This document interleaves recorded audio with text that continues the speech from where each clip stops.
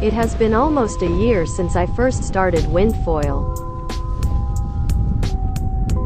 In this video, I would like to share what I have learned, equipment selection, how to ride, etc., after a year of practice.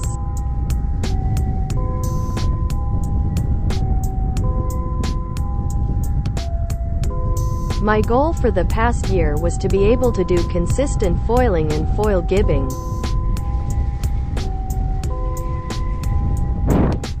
In the first 4 months, I bought a lot of tools and practiced by myself, and I regretted this. It may be possible to learn on your own, but it would be quite difficult. And, because of the wrong choice of tools, money is wasted considerably.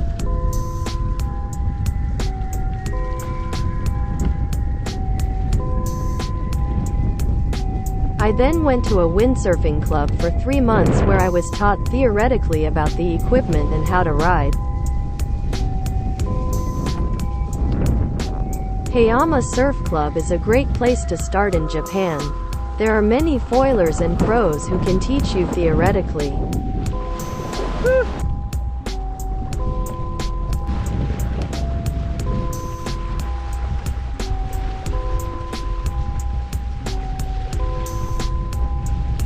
First of all, regarding the sail size, I think 2 sail sizes, about 6.0 and 7.0 to 8.0, would be good.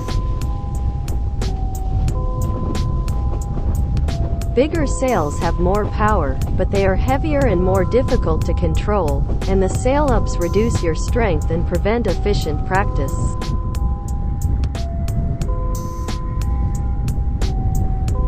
As for the type of sails, I strongly recommend buying sails for foiling. The difference is when you enter the blow.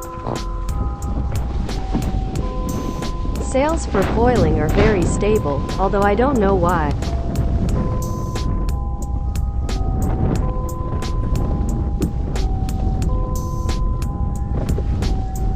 I switched from RS Racing Evo 7.8 to RS Flight Evo 8.0, and it is much more stable when I go into blow.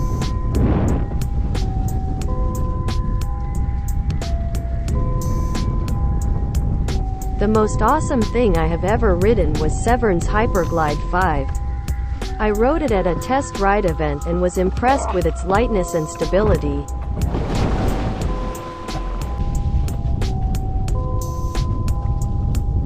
By the way, why are Severn's sails facing differently through the mast than other sails? Unify them. That's the end of the sail story. Someday I will get a cool black foiling sail from North Sails.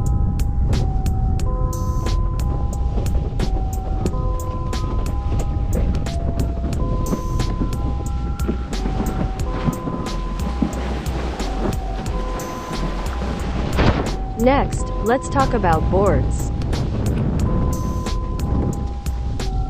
I thought that the board was not that important and that one only needed to pay attention to the selection of sails and foils. Until I came across this board. I have been using 150 liters of JP hydrofoil for a long time. That broke and I switched to this 196-liter board, and it is much more stable.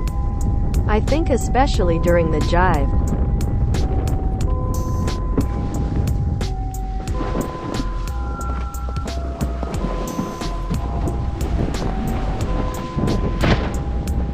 You should choose the largest board possible because the degree to which your movements affect the foiling is small. I think there are a lot of used IQ foil boards on the market, so this might be a good first board.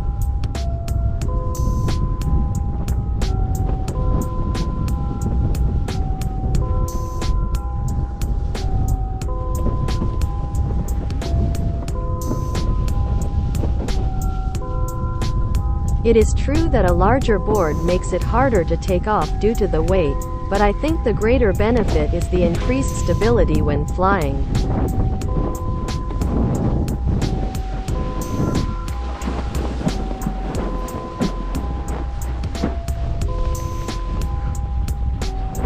Strong winds.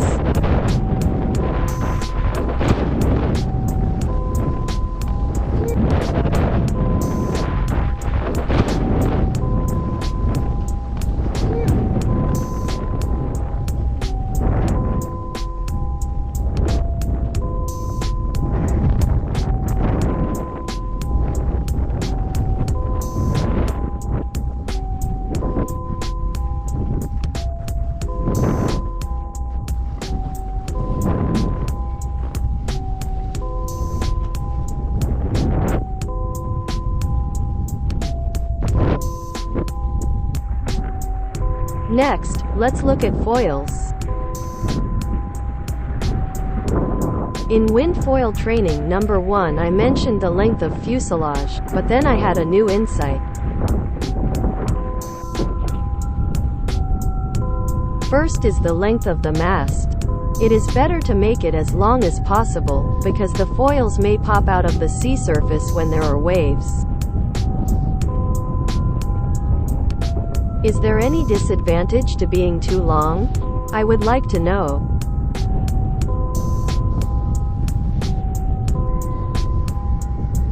The next finding is about the rear wing. Needless to say, foils generate lift. And a very small change in the angle of the rear wing can greatly change the magnitude of its lift. I thought it would be easier to have as much lift as possible, so I used starboard racing foils that could take off in light winds.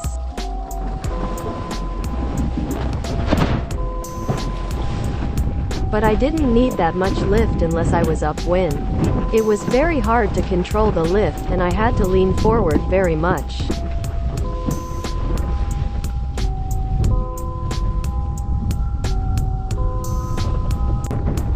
When I tried the -2 degrees rear wing, I didn't have to work that hard to reduce lift and the ride was better.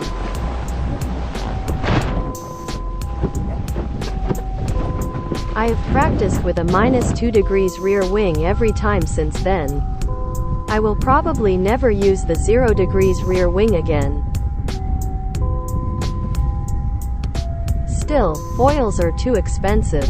I pray every night that the price will come down as the number of competitors increases and more are mass-produced.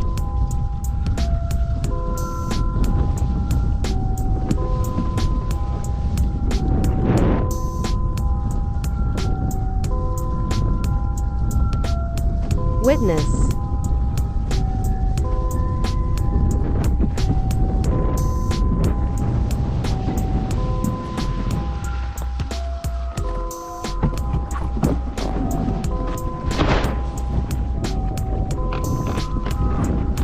I've accomplished it. Accomplished? No, it's not perfect yet. Let's keep practicing.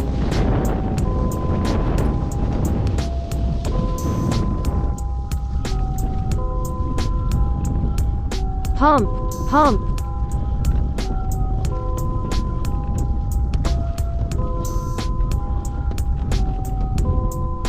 The wind has dropped, so today's practice is over. Thanks for watching. I'll try to summarize what I learned about how to ride in a future video.